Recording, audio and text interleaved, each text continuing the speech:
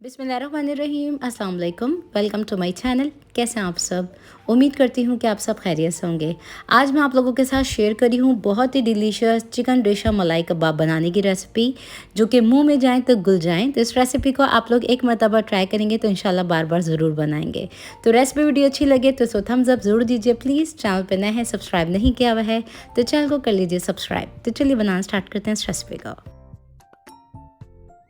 Chicken रेशा मलाई कबाब बनाने के लिए मैंने यहाँ पे प्रेशर कुकर ले लिया है, जिसमें मैंने बोनलेस चिकन डाल दी है जो कि है 500 ग्राम। अब हम इसमें डालेंगे 3 अदद छोटे साइज़ के आलू, और यहाँ पे हम इसमें शामिल कर देंगे नमक। तो नमक डालेंगे हम इसमें हस्बे ज़रूरत, हाथ रोक के इस्तेमाल करना है। आगे हम चिकन पाउडर का इस्तेमाल भी करेंगे।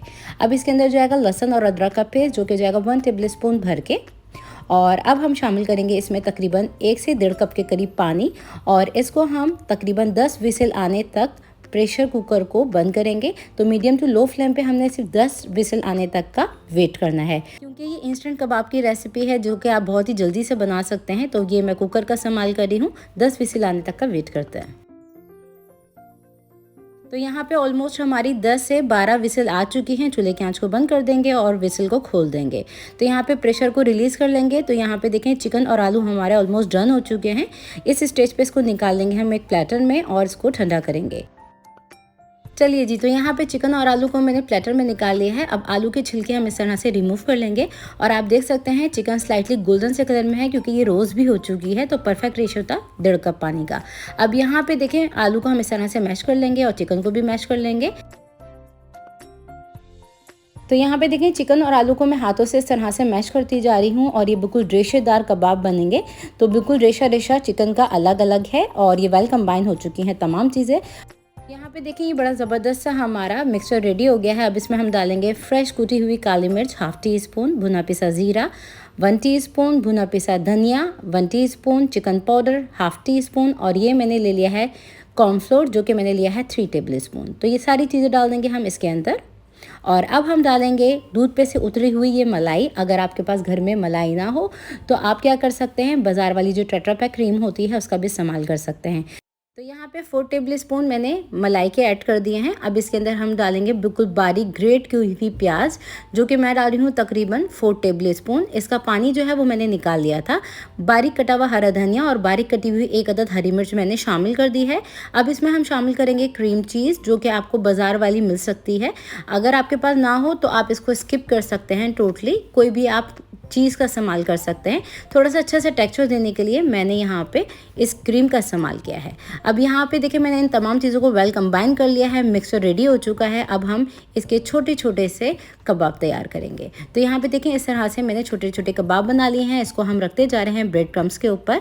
तो हस्बे ज़रूरत ब्रेड क्रम्स का इस्तेमाल कर सकते हैं आप कोटिंग करने के लिए। इसको हल्के हल्के हाथों से इस तरह से कोट कर लेंगे, और बाकी के तमाम कबाबों को भी हम इसी तरह से बना के तैयार कर लेंगे।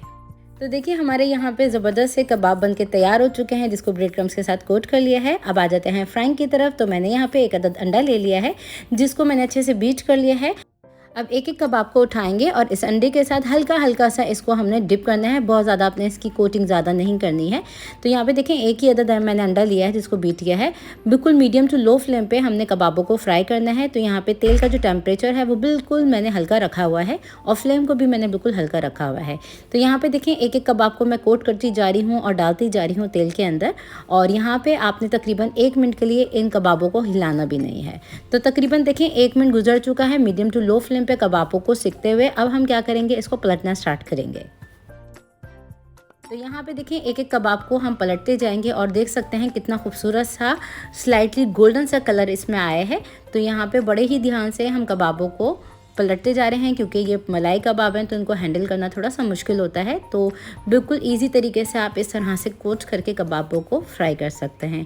तो यहाँ देखें बड़े ही खूबसूरत से फुले फुले कबाब हमारे रेडी हो चुके हैं, फ्राई हो चुके हैं। इनको निकालते जाएंगे हम एक प्लेटर के अंदर। तो जो जो हमारे कबाब सिकते जा रहे हैं उनको हम निकालते चले जाएंगे। तो लीजिए माशाल्लाह से हमारे मज़ेदार से ज़बरदस्त से खुशबूदार कबाब बन के तैयार हैं और ये देखें इसका अंदर का लुक बहुत ही ज़्यादा रेशेदार और मुंह में जाएं तो घुल जाएं। ट्राई ज़रूर कीजिएगा मेरी इस रेसिपी को और इसका फीडबैक लाजमी दीजिएगा कि रेसिपी कैसी बनी। रेसिपी को लाइक शेयर करना मत भूलिए और रेसिपी को आप लोगों ने मेरी अभी कहाँ से वॉच किया अपनी प्रेफरेंस कमेंट सेक्शन में मुझे ज़रूर दीजिए। फिर मुलाकात होती है एक और नई रेसिपी वीडियो के साथ। जब तक के लिए अपना बहुत ज़्यादा ख्याल रखिए। अल्लाह हाफिज़।